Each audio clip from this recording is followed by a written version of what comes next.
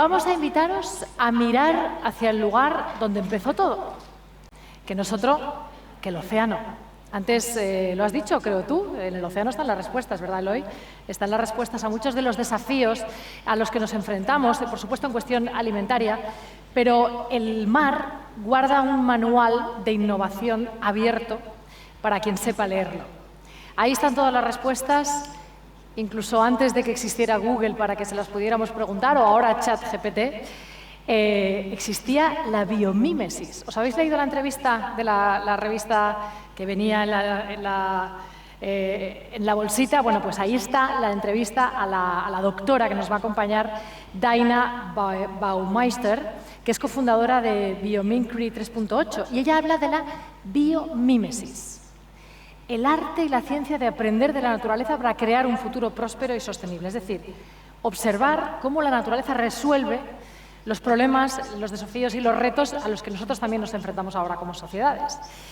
Y lo que nos va a contar son casos prácticos, casos de éxito de cómo, observando las soluciones que implanta la naturaleza, pues podemos aprender muchísimo. Así que os invito a mirar bajo la superficie, inspirarnos en el océano como maestro de estrategias e innovaciones revolucionarias, y les dejo con la doctora Dayna Baumeister y su ponencia Manual Oceánico de la Naturaleza, Soluciones Marinas para una Prosperidad Sostenible. Un aplauso para ella. Thank you. Welcome. Thank you. The stage is yours. Thank you. Well, good afternoon, everyone. Thank you for having me here. This is a different kind of audience for me, so I've learned a lot about your world, both in my preparation for our time together and even today. And hopefully I can return in a reciprocal kind of way some new ways for you to think a little bit about your world. This world, the world that we all share together. And it's a really big planet. It's been around for a very long time, 4.5 billion years to be exact. And in that time, we've seen a lot of different things happen on the planet. And 4.5 billion doesn't sound like very much when we talk about billion-dollar sales or euros or whatever. I want to put 4.5 billion into perspective with you as we start. So if you imagine that the age of the Earth is 1 year, 4.5 billion years spans 1 year, so that the Earth is born on January 1, and we're standing here today on December 31st, just a breath before midnight. Let's see what happens on this big, beautiful blue marble. So life shows up on February 25th. That's 3.8 billion years ago, hence our name, Biomimicry 3.8. And it is not until March 28th that we see photosynthesis. Single-celled organisms dominate the sea all the way until mid-August.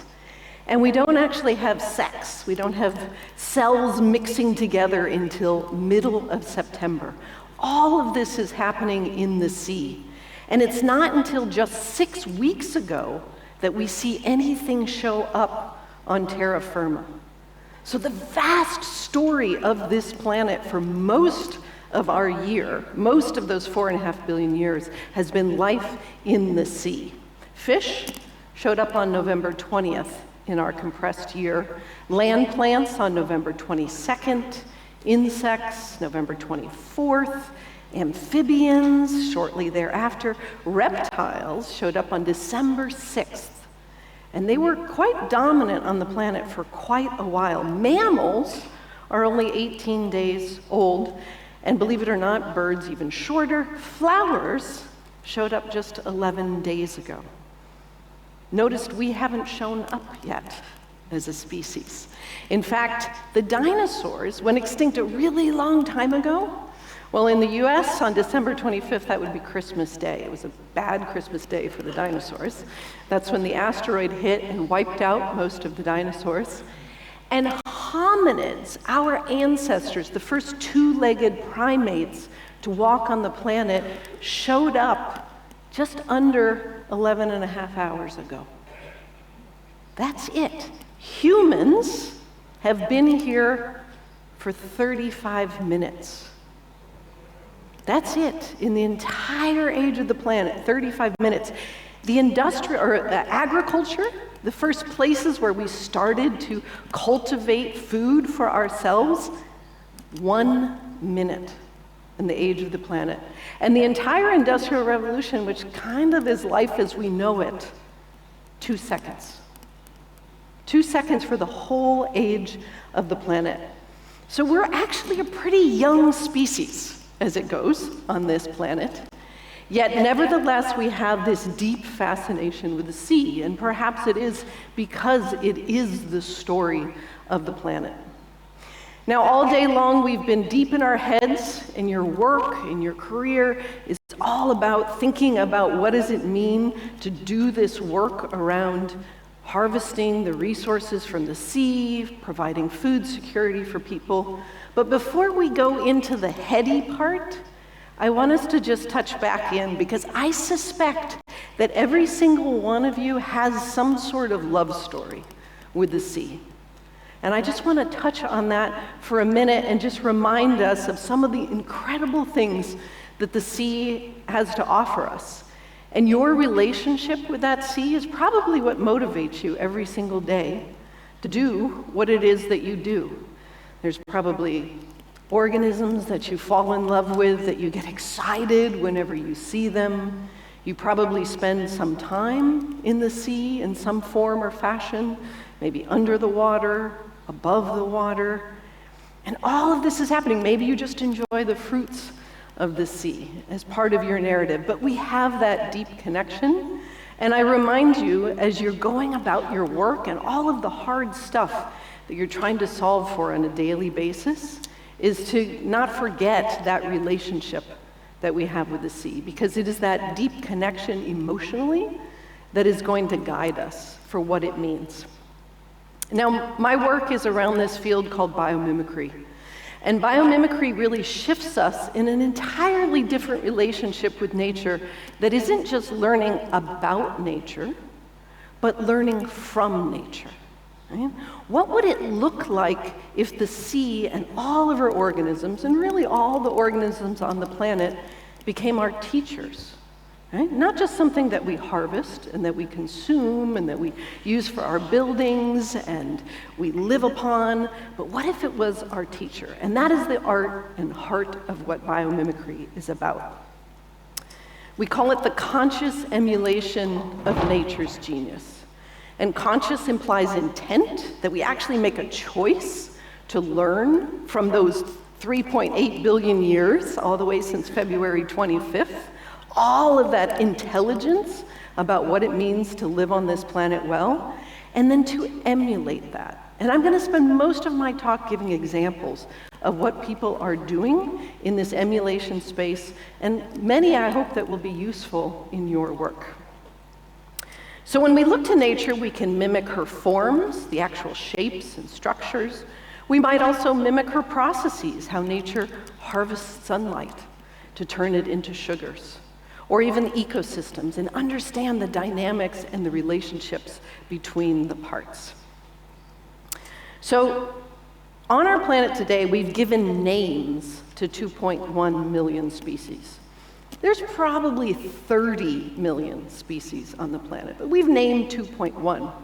And there's some interesting work done, actually it's a little bit old now, I doubt it's changed much, that overlapped the strategies that life uses to solve its problems, and the way we solve our problems is captured in our patent database. So there's 18.6 million active patents. Well, it turns out there's only a 12% overlap, that we solve things the same way that nature does, only 12% of the time. But yet life has been around for so much longer, really solving most of the same challenges that we have. So what would it look like if we tapped into the rest of that circle and the rest of that intelligence to think about how we can address our own challenges? So biomimicry is really bringing these two pieces together, bringing together the stories, the lessons, the strategies from biology, from nature, from life, and finding those applications in design, in innovation, and in technology. And if we do so, then we'll be delighted by what we might find. And it turns out that, biomimicry has been applied to so many different realms, so many different industries, and there's really no shortage. And I've yet to, in my almost 30 years of doing this, encounter a question that nature did not have an answer for. So for this time here together, I thought I would focus on some stories, first, where the inspiration came from the sea. These organisms that we've just touched base with and found our relationship with, how have they inspired new products and new technologies? It might be something like the way fish swim behind each other and create little vortices that actually give enough energy for the fish behind it to also propel forward. They saves the fish behind some energy. When you model that, it turns out if you put these vertical wind turbines in a similar orientation, that the spin of one turbine will actually increase the spin of the next turbine, just like the fish supports through those vortices. And then you can get more energy out of your turbines. Or this company, Evologics, has developed these aquatic modems that are used for tsunami detection that are inspired by dolphin sonar, which of course is a way to send signals through the water. And these modems can be scattered all around the ocean and send signals through the water far more effectively because they have mimicked the way that dolphins send their signals through the water. You've probably seen the shape and form of like a kelp frond twisting in the water. You see it in seashells. It's known as the Fibonacci spiral. It's the most efficient flow form for moving water. And it turns out that this is a little fan or a little propeller that can be used for propelling boats. In this particular one, they use it for mixing water and mixing water in tanks. And you can have one little one of these that's about this big, and it can get if this were a tank of water right here, it would get that whole tank of water moving with as much energy as it takes to power one light bulb, because it is such an efficient flow form. Or we could learn from some of the chemistry in nature. This is an algae. And it turns out that it produces a stable form of bromine as a way to deal with microbes. And we tend to use toxic forms of bromine. And so this company developed a thing to clean the biofilms inside of condensers and other equipment that mimics that same chemistry of the algae. They're not harvesting it from the algae, but they're mimicking as if they were the algae in the lab. Or even our oysters.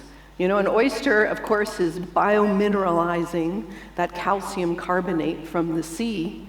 And if it didn't have a way to stop, it would just keep growing and growing and growing beyond the fact that its tissue couldn't catch up. So it actually secretes a stop protein to stop the oyster from growing too big.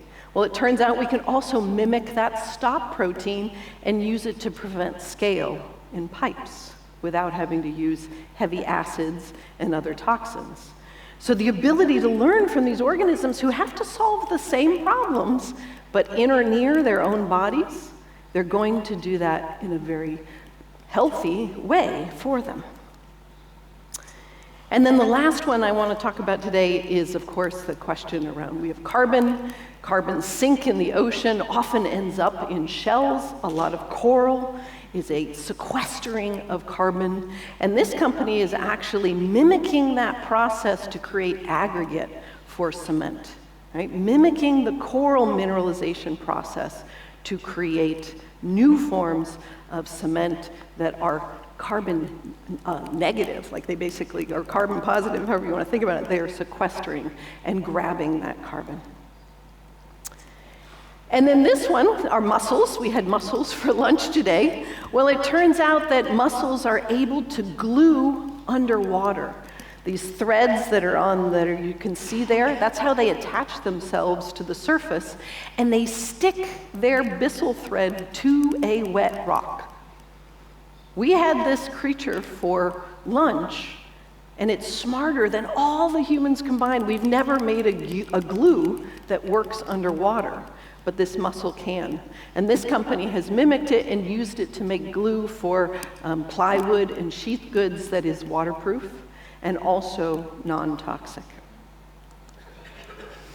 So here we are. This is your world. This big blue marble that we see floating around in the sea, or floating around in the sea of the galaxy. And I really like this because it helps us remember, well, it feels like a lot. 70% of the Earth's surface is ocean. By volume, that little blue marble is all the water on the Earth, right? It's just a narrow skin on the top of the Earth. And then the second smallest one is all the fresh water, and the little tiny blue dot is all the water in the rivers and the lakes. Right? So water is so precious for us. The sea is so precious. And as you all know, the code of conduct said, hey, this is a limited resource. That which swims in the sea is a limited resource. We need to be responsible of how we take care of it. We heard this morning how important it is to respect that relationship with the sea. And all these things that you've been working on so well for the last 30 years and are wrestling with as you work through this here. And of course, there's still challenges, right? These are probably all words that show up in your daily challenges of figuring out what does it mean for our industry going forward, and what will that look like. So then we can ask the question, well, maybe nature could help us solve some of these challenges. And that's what the core of biomimicry is asking the question of how does nature do X, whatever X is, and how can nature help us? So whether we're asking questions around energy efficiency, of course, with all the carbon decarbonization needs, or even cold chain challenges, as a biologist and a biomimic, I might start with questions like, well, how does nature regulate temperature, or insulate against heat flow, or preserve resources over time? And I might be inspired by things like the polar bear and the way its hairs are hollow in order to help actually funnel light down to its black skin underneath that white hair. Or the Alaskan wood frog, which literally freezes solid every winter and comes back to life in the spring. What can we learn about those secrets of the wood frog? Or the little tardigrade, you've probably heard about the water bear, that can actually be dormant for thousands of years and also come back to life. So no shortage of creatures that can help us. Think about maybe stock disruption and climate adaptation, with stocks changing their distribution and where they're showing up in the sea. Well, how does nature adapt to shifting resources? Maybe the caribou can give us some ideas about thinking about how do you know when to go, when to move. Or attune to conditions, like the narwhal. That unicorn horn actually is a modified tooth, and it is so precise at measuring temperature, they know exactly when to leave before the sea freezes over. Or optimize the investment of energy and resources. How do you deal with these changing conditions, and what are the deep patterns we can learn from these other species? Maybe we need to think about different ways of how we do our harvesting, the resource compliance, a lot of the things that we've been talking about today. I might ask nature, well, how does nature regulate populations? And what can we learn about that? Or even build trust. Trust is a huge part of what you're all working on. We actually just finished a year-long project on that question. How does nature build trust? And believe it or not, we learned a bunch of great things. Or even coordinate community. Those are ants. Like, their brain is like the size of a couple neurons in your fingernail, and yet they have incredible coordination of their activity. What does that look like, and how could we learn from that? Traceability, transparency, I've heard those words today. So I would ask questions about verifying signal integrity. How do I know that that peacock really has its stuff that it's strutting around? Identify resources. How does the butterfly know that that flower is the one that is going to be able to provide what it needs? Or decentralized communication. Have you ever wondered why and how fish are so good at schooling? There's clearly no upper management in a fish school, right? But yet they all stay coordinated together. Questions around packaging and waste. I want to know about protecting contents. I want to know about optimizing material use. If we're only using half the amount of packaging to get the same amount of function, then we've got half the amount of waste. How does nature cycle nutrients? Every one of these questions has value to explore and ask in nature.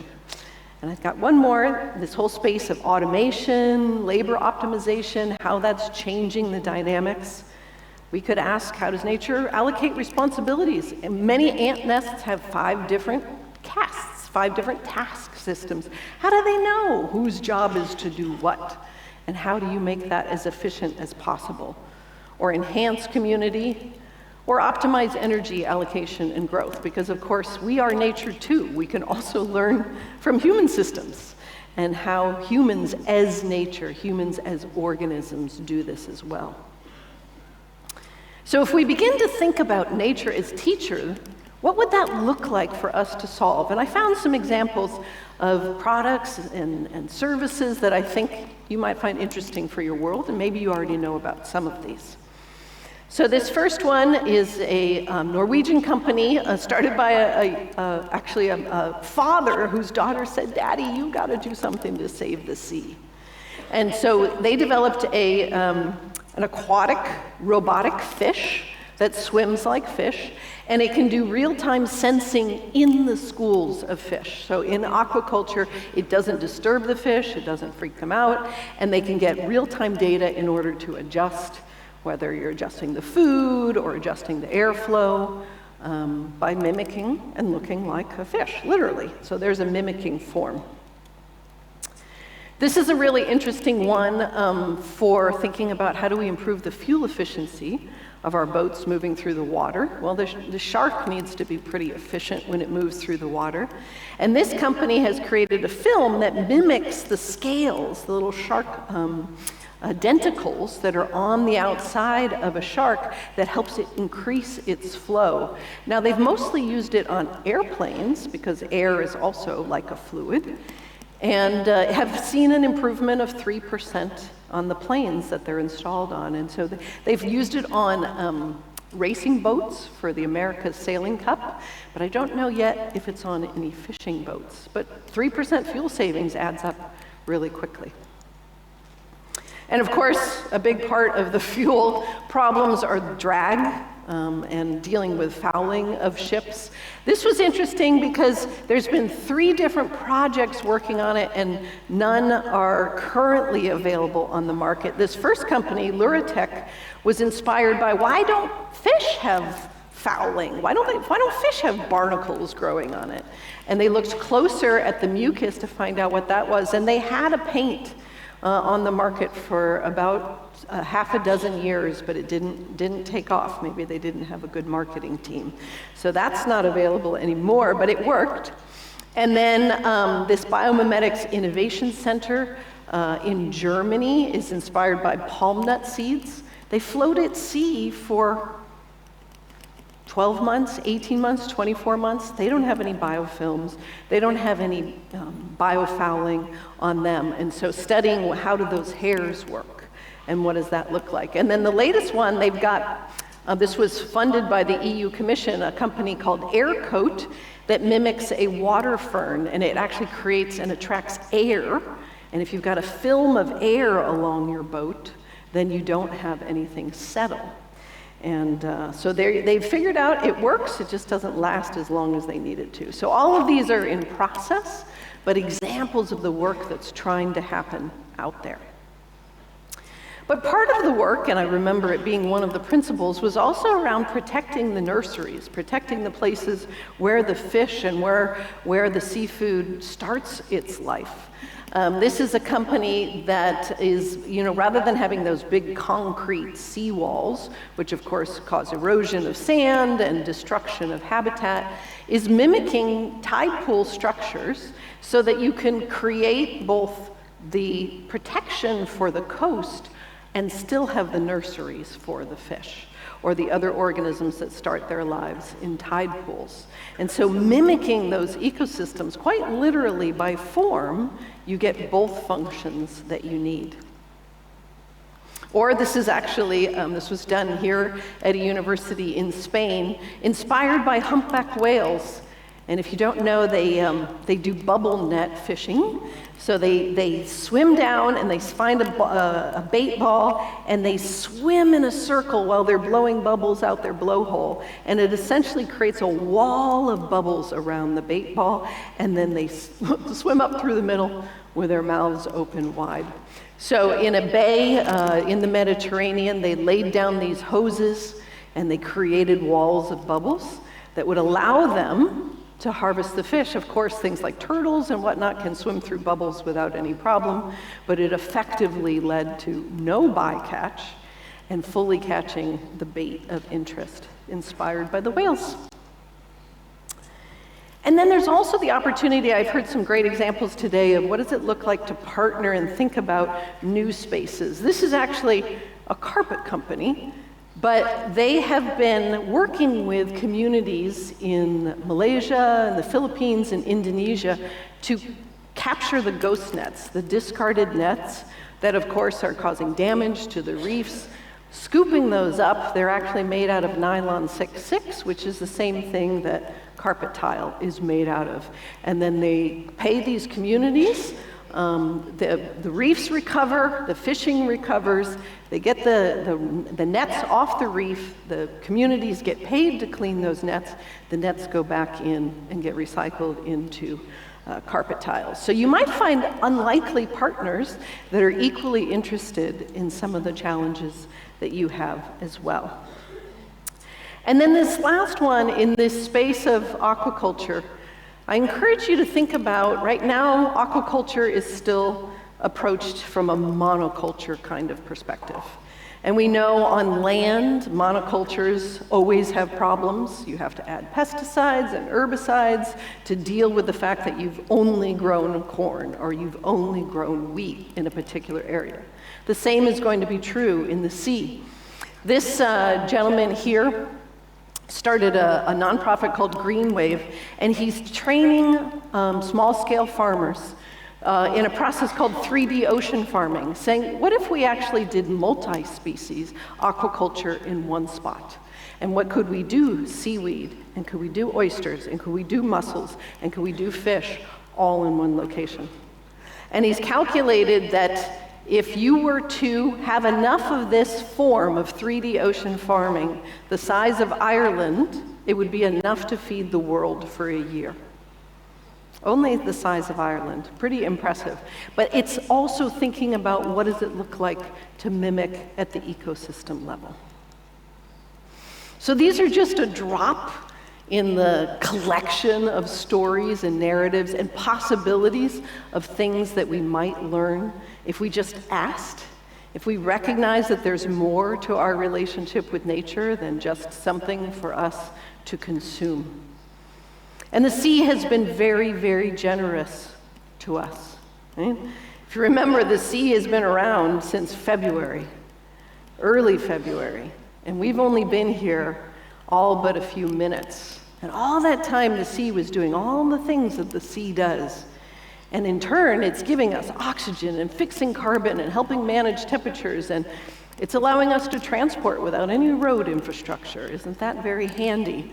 Buffers our extreme events, provides food security, increases biodiversity. All these things that the sea is doing for us. And I invite you to think about, as you go about and you tap back into that heart space, that connection that you have with nature, how might we return the same?